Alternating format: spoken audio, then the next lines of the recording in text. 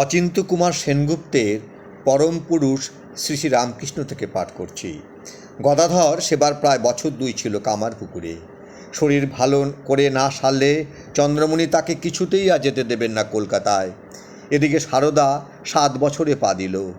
এবার একবার গদাধরকে শ্বশুর বাড়ি যেতে হয়, জোরে ফিরতে হয় বউ নিয়ে। তাই গেল গদাধর। 7 বছরের মেয়ে সারদা, তাকে কে বলে দিলে কে জানে। ঘুঁটি করে জল নিয়ে এলো পাখা। রূপের পুতলি সেই মেয়ে, মাথা ভরা একরাশ কালো চুল পিঠের উপর ঝাঁপিয়ে পড়েছে।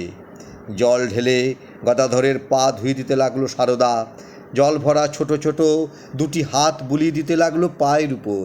শেষে হাঁটু মুড়ে নিচু হয়ে মাথার চুলে পা মুছে দিতে লাগলো।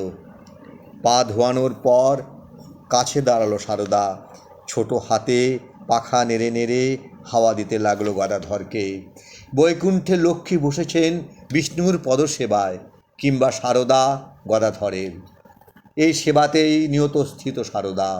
1271 সালে দুর্ভিক্ষ লেগেছে গ্রামে গ্রামান্তরে। সারদার তখন 11 বছর বয়স। আছে বাপের বাড়িতে। খিদের তাড়নায় কত লোকই যে আসছে কাতারে কাতারে। রামচন্দ্র সারদার বাবা চালে ডালে খিচুড়ি রাঁধিয়ে রাখছেন হাঁড়ি হাঁড়ি।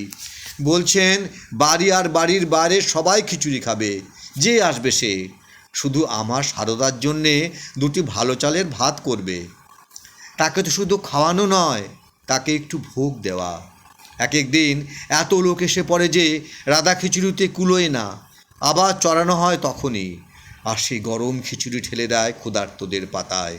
যেমন তপ্ত খিদে তেমনি তপ্ত খিচুড়ি। সারদা পাখা নিয়ে এসে 2 হাতে বাতাস করে। আহা, শিগগিরি করে জুড়োক, খিদের অন্ন কতক্ষণ মুখে না দিয়ে থাকা যায়। 11 বছরের বালিকা নয়, স্বয়ং বিশ্বমাতা ক্ষুধার্ত জীবের ক্ষুধাহরণ করতে এসেছেন।